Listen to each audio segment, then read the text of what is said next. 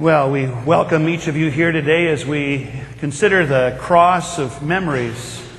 And I'm going to invite Vern up to be with us the first part of this message today.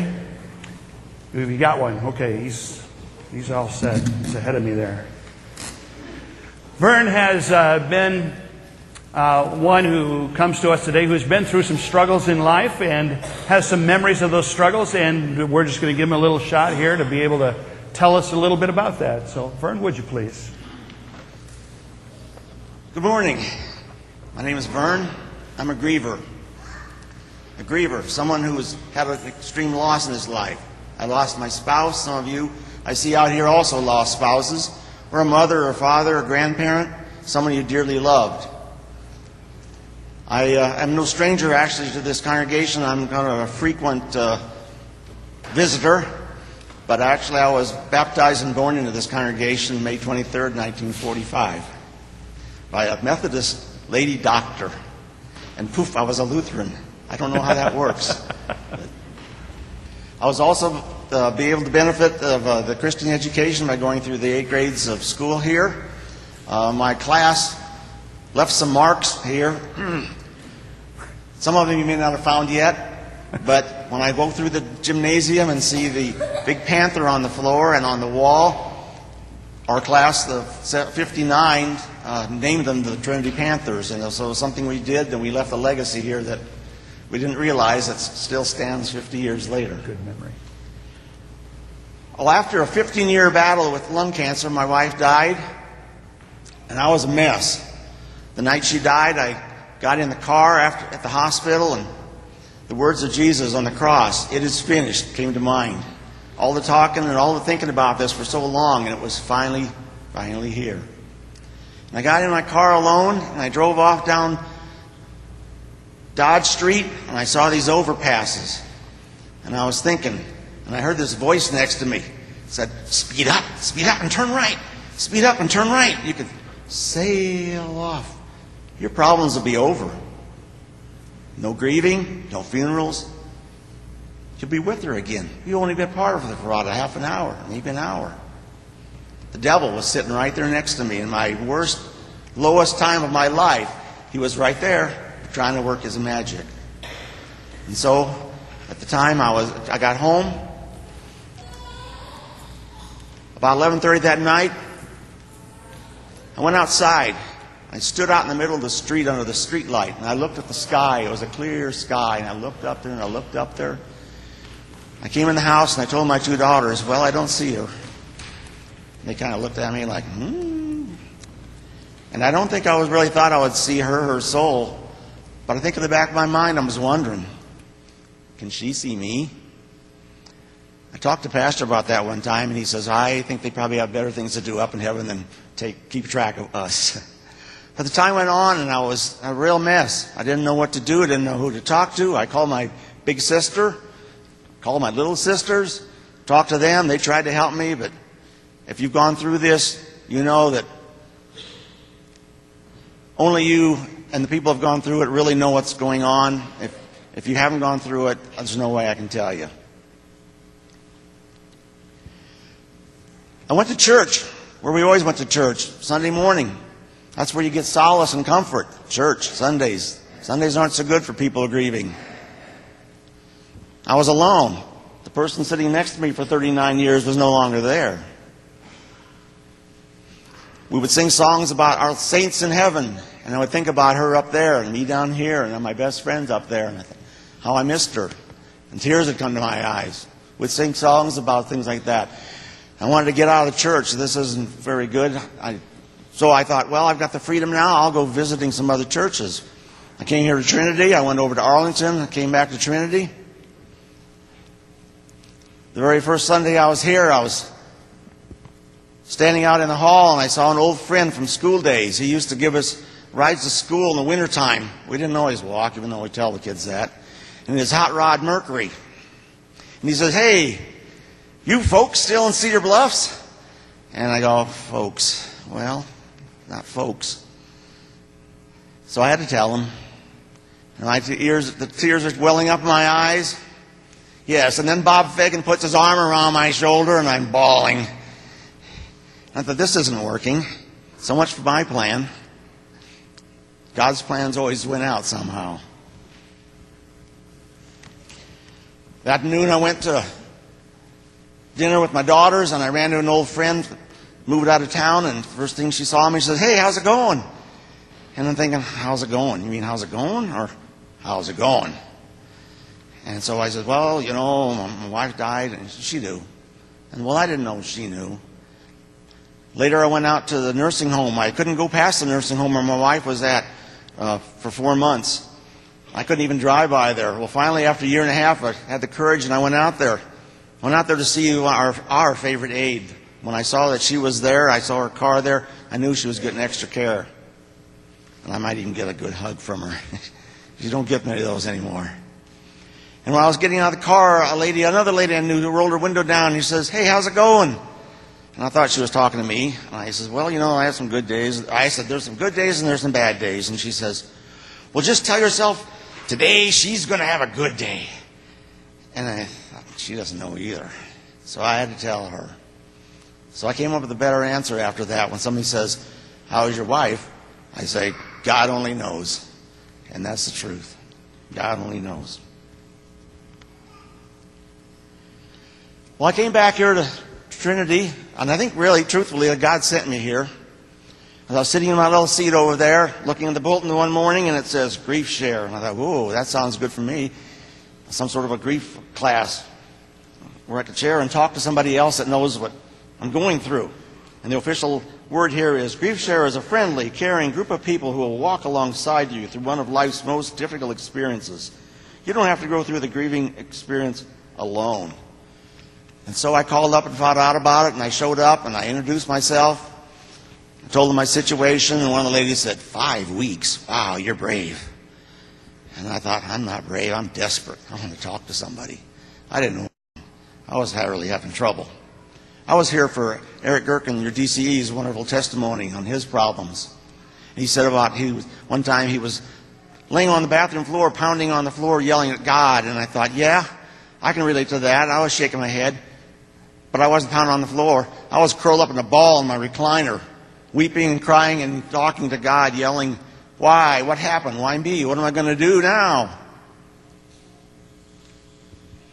Grief sharing was a real benefit for me. It really helped me. When you go to the grief sharing classes, they have buzzwords and buzz phrases. Words like memory triggers, being ambushed by grief, having to live your new normal, waves knocking you down, waves of grief, and the roller coaster ride you're going to be on. And the one I still have trouble with, lean into it. That's a tough thing to do. The roller coaster ride. When I see people now they're in my situation, I say, it's like a roller coaster ride. Get on, hang on, because you're in for the ride of your life. And I tell people, you know, the roller coaster's getting a little bit, the bumps are getting smoother now, they're getting farther apart. And a week later, you crash and burn.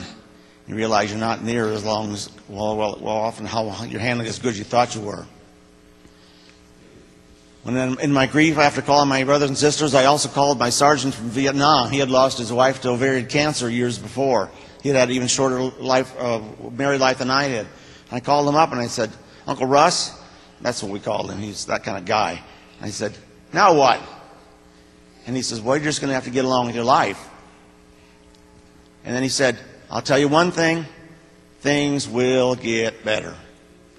Things will get better. Just remember that. And they did, and they have. One of the things at the grief sharing is they have a booklet that you can study ahead of time and see what the lesson's about and you review it. Some people even take notes. They also suggest you write a grief letter to yourself. How you're handling your grief, how God's helping you handle your grief, and what you're doing and going through. I didn't do that either. But I did manage to write some songs. In the nights I laid there awake at 2 and 3 o'clock in the morning, I would end my prayers with, God, show me the way. Show me the way, Lord, for tomorrow and the next day and next year. And the prayer got longer and longer. I had a lot more time because it was long nights. And after a while, I had a whole song written. Lord, show me the way. And I gave it to my brother, a country western part-time singer. And I didn't realize it, but at the time, I knew he was also grieving because he had lost his job. He'd been out of employment for a long time due to corporate restructuring. He handed me his song, Jesus, Jesus, Show Me the Way. Both 4 verses. And in those 4 verses, there was 8 statements of faith that matched. And I tell people that, and they say, oh, that's godly. And I don't know if that's godly. I think since we both had the same Christian upbringing and that training, it probably makes sense. I wrote some songs. There are some songs out that I wrote out on the table out there. Please, I recorded them, and please take some along with you. 1, 2, or 3, whatever. There's CDs, there's DVDs. The night Linda died, I was out by Village Point, and my cell phone went off. It was my younger brother, and he says, well, he'd heard, so I knew when that the word was out. And he says, how's it going? And I said, I got a country western song title for you. It's hard to drive with tears in your eyes, because that's what I was doing driving along. Well, later during the year, I finished that song. It's hard to drive with tears in your eyes. I just left the room where my wife now lies. She's gone, she's passed, and I don't know why. I just want to get home and lay down and cry. Well, as the year went by and I'm going through the grief sharing classes and my healing was going along, I wrote a second verse. She's gone, she's passed, but I'm still here. Can't live my life in a rearview mirror. Look straight ahead, see what He has in store. Could be some time till the evermore. And I wrote another verse. And I wrote another song about the people that come up to you and say, they know just how you feel. Their great-grandmother, 87 years old, died. No, they don't. In the grief sharing series, there's a pastor who said he conducted services for 10 years. He thought he knew how the families were getting along until his mother died. And he realized he didn't have a clue. You know, at the end of those sessions, we see that the people who lost spouses look at each other and go, he still doesn't have a clue. One other thing is that if you're not a person that goes to meetings, is they offer an email, a daily email of grief support. And it seemed like when I signed up for it that it kind of followed along where I was at in my grief. I'd started it quite quickly after she had died. And it would be just about things I was thinking about that day. And I look at those and go, wow, that really hits the spot. And then towards the end, I got an email and it said, a famous person once said, grieving can be good for you. And I look at that and yeah? What kind of a doofus would write something like that? St. Paul in Romans chapter 5, he said, grieving and suffering is good for us. We have to persevere to get through it. And when we persevere, it builds character. And I thought of my time at Fort Leonard with basic training. We were grieving, we were suffering, we were persevering, crawling through the mud and the dirt and the rain and the heat. And we persevered until we graduated and we had character. We stood tall. We were America's new fighting men. And St. Paul also says that once you have that character, you'll have hope.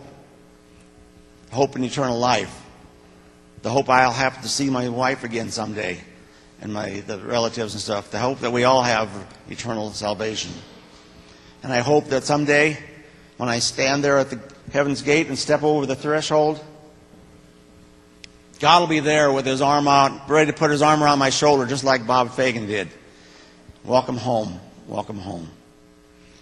And one last thing, as I remember my days here at Trinity, Wednesday night we sang Glory Be to Jesus. Now I don't remember what I had for supper last night, but I remember that was the first song we sang in the Lenten service in 2-part harmony, and us boys with our low voices trying to sing the alto line without singing the melody. And one last thing, I remember Pastor Hoffman, who confirmed me. One morning in class, he stopped at each one of the boys' desks, asked us each an individual question. He said, Vernon, would you consider being a Lutheran pastor? I guess Pastor Hoffman, this was it. Thank you. That was your one-stop shopping, right? That's your... Thank you, Vern.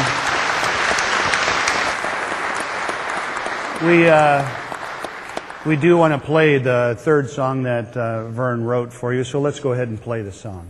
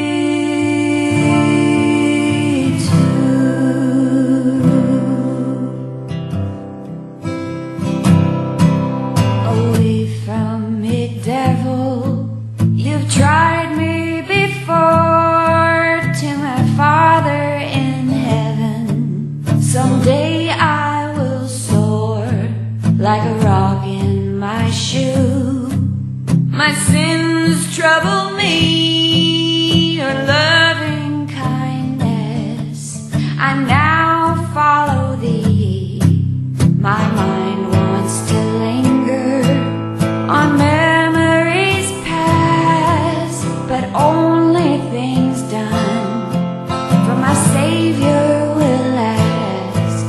My mind wants to linger on memories past, but only things done for my Savior will last. Lord God, what will I do?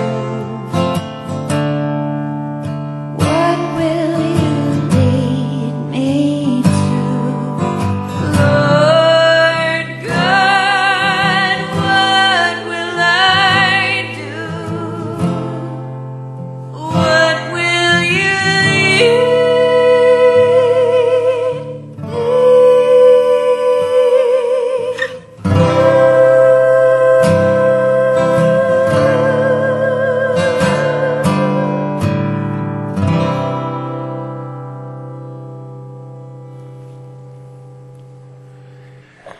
Well, again, in each of those